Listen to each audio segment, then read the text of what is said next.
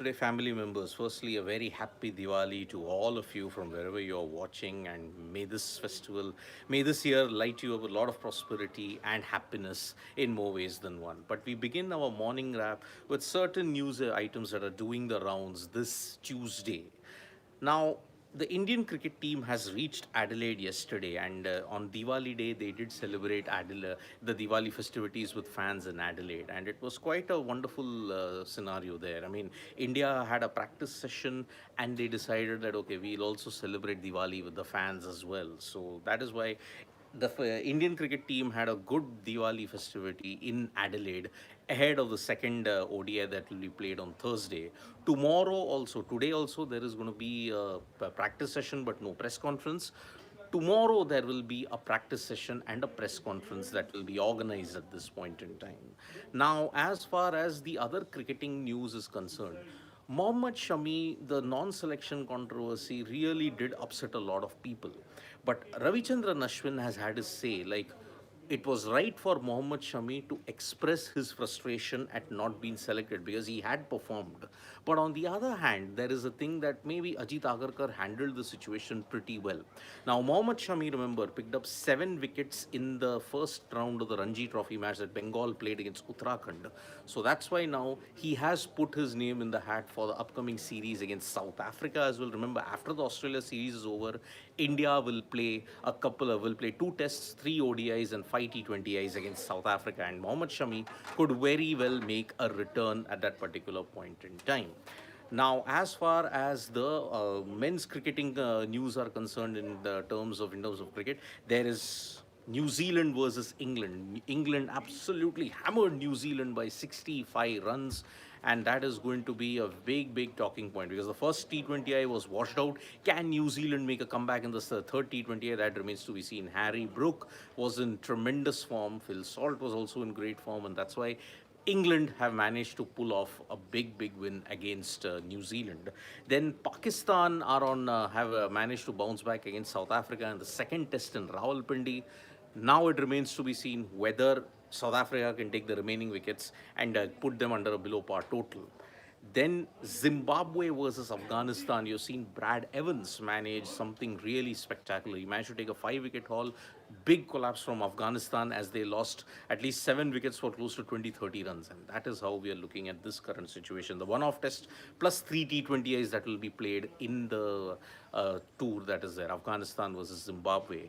Shaheen Afridi has been appointed as the ODI captain for Pakistan, and that is a big development because this is the really big problem that we are looking at. Pakistan's revolving door captaincy, it's been a big problem for them, and that's why we never know how this is going to. Will Shaheen get a longer run, or are we going to see some problems?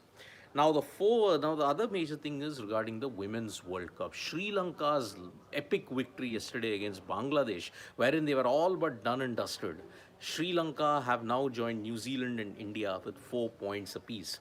Now this means that your contest that is there, India versus New Zealand, is virtually not a quarterfinal because several other permutations and combinations need to be added into the mix. So, India versus New Zealand is not a quarterfinal as many people believe it is. So, that is the other news that is there. So, Sri Lanka have beaten Bangladesh. Bangladesh have become the first team to get eliminated. So, that is why now Pakistan are also on the brink of elimination. And as we move ahead, we are now reaching the business end of the Women's World Cup that's going on.